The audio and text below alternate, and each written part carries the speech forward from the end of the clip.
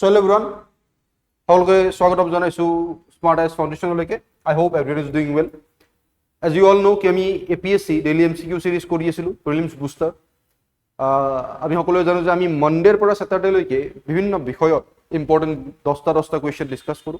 আজি আমাৰ আসাম পেপাৰৰ 10টা ইম্পৰ্টেন্ট কোৱেশ্চন ডিসকাস কৰিম আমি MCQ আৰু আজিৰ এই যেটো সেশন হ'ব গৈ আছে I have taken all the question from current affairs section as because যোৱা UPSC prelims আমি দেখিছো যে almost 59 question directly asked from current affairs তাৰ বাহিৰেও যে statistics 41 আছিল তাৰো 10টা মান indirectly current affairs পৰা আহিছে সো আমি মেইনলি ফোকাস কৰিছো আজি Assam current affairs ওপৰত okay so let's start today's session আজিৰ সেশনটো আৰম্ভ কৰো first question is regarding the Tata Semiconductor project at Jagirod here about statement আছে কেইটামান the first statement was about the project is an OSAT বুলি কৈছে মানে outsourced semiconductor assembly and test facility project এটা outsourced semiconductor assembly আৰু test facility হয় বুলি কৈছে and this statement is correct এই যেটো project আছে এটো মনত ৰাখিবা OSAT outsourced semiconductor assembly and test facility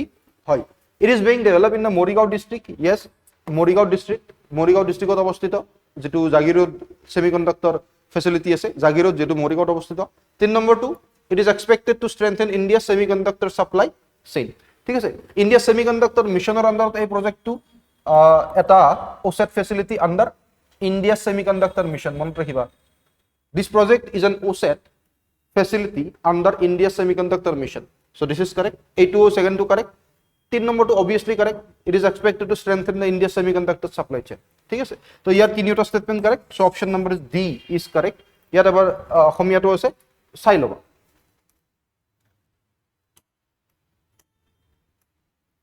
ঠিক আছে ওকে ইয়াত এক্সপ্লেনেশন খিনি আছে অসমীয়া আৰু ইংলিশত এবাৰ তোমালোকে পঢ়ি লবা এক্সপ্লেনেশন খিনি নেক্সট কোৱেশ্চন যদি চোৱা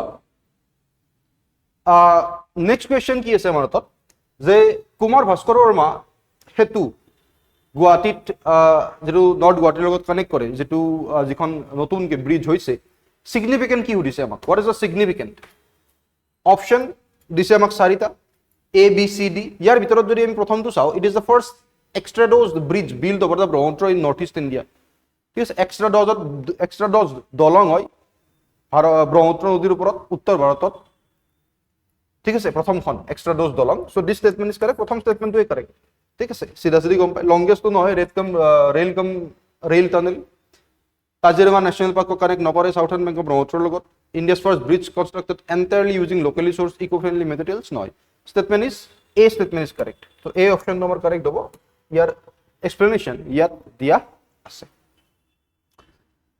next question to যদি আমি চাও recently হলক গিবন এটো UPSC ত আহিছিল এবাৰ হয় না হলক গিবনৰ ওপৰত recently নিউজত আছে কেইদিনমান আগতে একমাহ মান আগত কিয় আছে because not newly discovered in Assam এটো হ'ব নহয় কাৰণ আগতে discovered হৈছিল they were declared extinct in northeast India declared extinct কেনেকৈ হ'ব আমি দেখা পাইছো they used artificial canopy bridge in wildlife sanctuary this is correct artificial canopy bridge ওপৰৰ পৰা ৰেল তলেৰে ৰেল আহি থাকে কাৰণে ওপৰত canopy bridge বনাই দিয়া গৈছে যাৰ জৰিয়তে হলক গিবন বিলাকে এটু পাৰৰ পৰা হেতু পাৰে যায় তো এই কাৰণে নিউজত আছিল option number C is correct ঠিক আছে অপশন নম্বৰ C correct কাৰণ এখন বন্যপ্ৰাণী অভয়াৰণ্য ইহঁতে কৃত্ৰিম canopy দলং ব্যৱহাৰ কৰি এই ফালৰ পৰা এই ফালে যায় ইয়াৰ এক্সপ্লেনেশন আছে হলক গিবনৰ ওপৰত তোমালোকে অলপ এক্সট্ৰা ইয়াত অলপ বস্তু আছে হলক গিবনৰ বিষয়ে সেইখিনিও এবাৰ চাই লবা তোমালোকৰ লাভ হ'ব নেক্সট কোৱেশ্চন কি আছে চাৱা regarding the recently draft proposed করা হইছে of uniform civil code বিরাট সাংঘাতিক ভাবে নিউজত আছে না in Assam consider the following statement ইয়াত statement দিছে যে এই যিখন বিল আছে UCC uniform civil code it mandate compulsory registration of marriage across all the communities in the state correct not only marriage and divorce না marriage বা divorce এই গোটেইবোৰ compulsory registration থাকিব লাগিব সকলো community in the state so this statement is correct second to soa it includes a specific exemption clause for the tribal population yes যিবোৰ tribal population আছে ST আছে including hills and plains plain আৰু hills দুয়োটা জায়গাতে থকা tribal communities বিলাকক exempt কৰা গৈছে বা তেওঁলোকক বাহিৰত ৰখা গৈছে this statement is correct The structural framework of the bill is aligned with models currently proposed or enacted in the states like Uttarakhand and Goa. This is also correct. Uttarakhand আগৰ পৰাই আছে হয় না UCC গোৱাত যদি সব পৰ্তুগীজৰ সময়ৰ পৰাই আছে পৰ্তুগীজৰ সময়ত যে সিভিল কোড ফলো হৈছিল সেইখনেই এতিয়াও গোৱাত চলি আছে সো তাৰ দৰেই অসমতো এইখন enact কৰাৰ চেষ্টা চলিছে তো this three statement is correct. Option number D is correct. That is 1 2 and 3. ঠিক আছে ইয়াতে এবাৰ এনসাৰ টো আছে এক্সপ্লেনেশন টো এবাৰ তোমালোকে পঢ়ি চাবা এক্সপ্লেনেশন টো নেক্সট কোয়েশ্চন কি আছে চাবা উইথ ৰেফাৰেন্স টু মুখ্যমন্ত্ৰী নিযুত মইনা স্কিমৰ ওপৰত এটা প্ৰশ্ন উঠিছে স্থলত কেইটামান ষ্টেটমেন্ট দিছে চাই লও এইখন হৈছে ছাত্ৰীসকলৰ মাজত স্কুলীয়া শিক্ষা আধাতে এৰা মানে ড্ৰপ আউট হাৰ হ্ৰাস কৰা কম কৰাৰ উদ্দেশ্যে প্ৰস্তুত কৰা এটা শৰ্ত সাপেক্ষে নগদ ধন হস্তান্তৰ আঁচনি মানে কন্ডিশনাল কেছ ট্ৰান্সফাৰ হয় নহয় অবভিয়াসলি পঢ়া শুনা কৰিবৰ কাৰণে ছোৱালীসকলক কন্ডিশনাল কেছ ট্ৰান্সফাৰ কৰা যায় কন্ডিশনাল কেছ ট্ৰান্সফাৰ স্কিমৰ আন্ডাৰত কিহৰ এইম ৰাখা যায় কাৰ্বিং মানে নোহোৱা কৰা school drop out rates among the girl student যাতে ছাত্ৰীসকলে যাতে স্কুল এৰি দিব লগা নহয় তাৰ কাৰণে কেছ ট্ৰান্সফাৰ কৰা যায় তেওঁলোকক নিযুত মইনা স্কিমৰ জৰিয়তে this statement is correct financial assistance is uniform for all level of education এইটো ইনকাৰেক্ট কিয় ইনকাৰেক্ট এইটো আমি নিজাববীয়াকৈ ভাবিব পাৰোঁ যে হাই স্কুলৰ পৰা আদি কৰি বা পোষ্ট গ্ৰেজুৱেশ্যনলৈকে সকলোকে সমান ধৰণৰ পইচা নালাগে কেতিয়াবা পোষ্ট গ্ৰেজুৱেশ্যন যেটা কৰিবা অলপ বেছিকৈ টকা লাগিব বাহিৰত থাকিব লাগিব কিছুমান ছোৱালী বাহিৰত থাকে চহৰত থাকি পঢ়া শুনা কৰে তো অবভিয়াসলি ফাইনেন্সিয়েল এচিষ্টেন্ট ইউনিফৰ্ম নহ'ব ঠিক আছে বেলেগ বেলেগ হ'ব পোষ্ট গ্ৰেজুৱেশ্যনৰ কাৰণে বেলেগ হ'ব গ্ৰেজুৱেশ্যনৰ কাৰণে বেলেগ হ'ব হাই স্কুল লেভেলৰ কাৰণে বেলেগ হ'ব তো this statement is not correct not uniform of all for all level of education 3 নম্বৰটো চোৱা it specifically aims to combat the issue of child marriage correct indirect reason but main reason কাৰণ যদি পঢ়া শুনা নকৰে ছোৱালীসকল তেতিয়াহ'লে চাইল্ড মেৰিজৰ বেছি সম্ভাৱনা থাকে যেটো আগৰ পৰা দেখি আহিছো আমি হয় না এটা ষ্টেৰিঅটাইপ আছিল আগতে প্ৰেজুডাইজ এটা আছিল বাট সেই বস্তুটো কম্বেট কৰিবৰ কাৰণে মুখ্যমন্ত্ৰী Nijut Moina scheme is very important this statement is also correct 1 and 3 আমি কাৰেক্ট পালো মানে option number C is correct হয় না এক্সপ্লেনেশনটো এবাৰ তোমালোকে পঢ়ি চোৱা ইয়াত আছে explanation of this answer.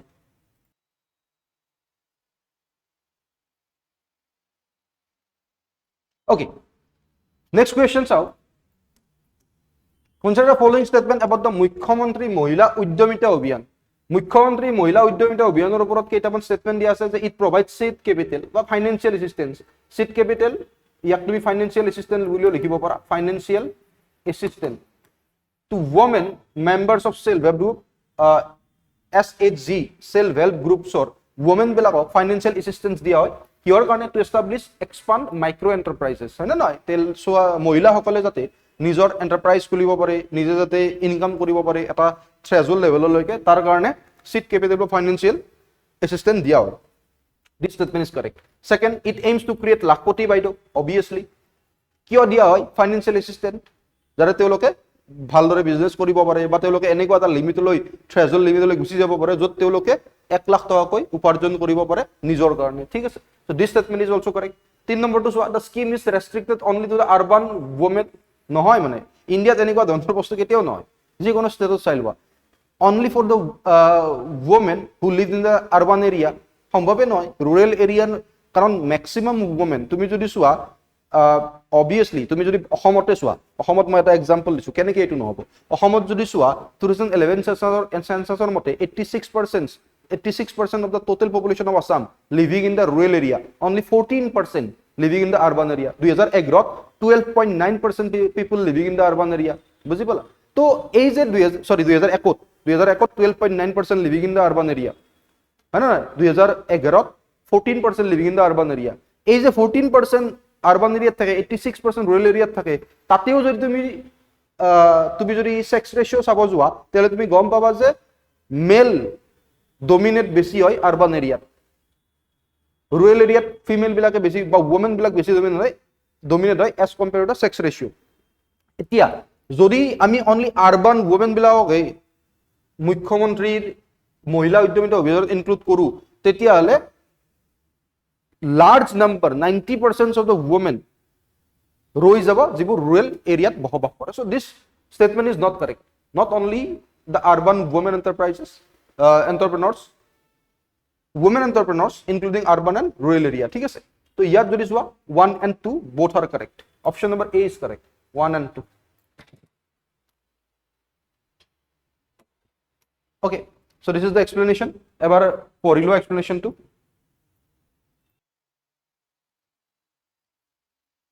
Next question out. What is the primary objective of the India's first underwater road cum rail tunnel approved to be built in Assam? So অসমত approved হৈছে ইণ্ডিয়াৰ প্ৰথম underwater road cum rail tunnel. ইয়াৰ primary objective কি হয় সুধিছে. primary objective হ'ব ইয়াৰ গুৱাহাটী মেঘালয় এটো নহবই. yes, গহপুৰক connect কৰা national highway 15 আৰু নুমলীগড়ক কানেক্ট কৰা national highway 715 to reduce the travel distance and time significantly. যাতে travel distance আৰু time কমাব পাৰে তাৰ কাৰণে গহপুৰক নুমলীগড়ৰ লগত কানেক্ট কৰা. সো এই যেটো প্ৰজেক্ট নহয় এটো ইঞ্জিনিয়াৰিং বাজেট অলমোস্ট 18600 crore. ঠিক আছে, অলমোস্ট ইমানখিনি এক্স্যাক্টলি মোৰ তো মনত নাই, বাট 18600 তুমি তো মনত ৰাখিয়ে থৈ দিবা তাৰ আশে-পাশে. ঠিক আছে, 18600 700 নহয় 600 18600 crore প্ৰজেক্ট হয় যত 33.7 কিলোমিটাৰ গ্ৰীনফিল্ড কৰিডৰ থাকিব. 33.7 কিলোমিটাৰ গ্ৰীনফিল্ড কৰিডৰ থাকিব আৰু ইয়াৰ ভিতৰত ইনক্লুড থাকিব অলমোস্ট 15.79 মান হ'ব. 15.79 কিলোমিটাৰ ব্ৰহ্মপুত্ৰ নদীৰ তলেৰে যাব যেটো টানেল, টিউব টানেল. ঠিক আছে, তো এটো কি কানেক্ট কৰিব গহপুৰ আৰু নুমলীগড়, মনত থৈ দিবা, ভেৰি ইম্পৰ্টেন্ট. ঠিক আছে, ইয়াত লিখাও আছে যে নুমলীগড় 240 কিলোমিটাৰৰ পৰা 34 কিলোমিটাৰ কৰা যাব ডিসটেন্সটো, আৰু যি জায়গাটো যাবলৈ 6 ঘন্টা সময় লাগে, যিখিনি জায়গা যাবলৈ তাক 20 মিনিটত কভাৰ কৰা যাব. নেক্সট কোৱেশ্চনটো চাও. নেক্সট কোৱেশ্চনটো চোৱা. Who among the following was the সৰু প্ৰশ্ন but important. Who among the following was the pioneering Assamese figure who passed away in May 2026? Bengaluru তেখেত ঢুকাইছিল ক'ত? বেংগালুৰু তেখেত ঢুকাইছিল 90 বছৰ বয়সত at the age of 90, known for being the first female news reader of All India Radio. প্ৰথম news reader আছিল All India Radio, first female news reader. So the correct answer is option number B. মনত ৰাখিবা, lily Das মালিক. very important. ঠিক আছে, হ'ব পাৰে সৰু প্ৰশ্ন but very very important.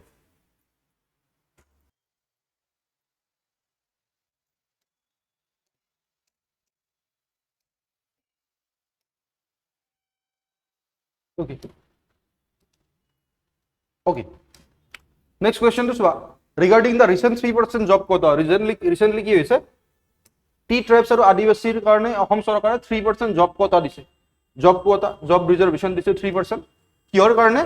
For class 1 and class 2, grade 1 and grade 2 জবৰ কাৰণে মনত ৰাখিবা. যাতে যেটো সোশিও ইকোনমিক গ্যাপস আছে, সোশিও ইকোনমিক যেটো মাৰ্জিনালাইজেশন আছে টি ট্ৰাইবস আৰু আদিবাসী, সেইটো যাতে কম হৈ যাওক তাৰ কাৰণে অসম চৰকাৰে 3% সৰকাৰি চাকৰিত, স্টেট গভৰ্নমেন্টৰ সরকারি চাকরিত জব কোটা দিছে, রিজার্ভেশন দিছে for class 1 and class 2 jobs. ঠিক আছে, তো ইয়াত স্টেটমেন্ট দিছে যে sorry, it applies to all category of the state government jobs. directly ভুল, আমি কলোৱে ক্লাস 1 আৰু class 2 all categories of state government job নহয়. It's specifically applicable to class 1 and class 2 state government position. Yes, correct. Third to is the decision aims to address the socio-economic marginalization of these communities.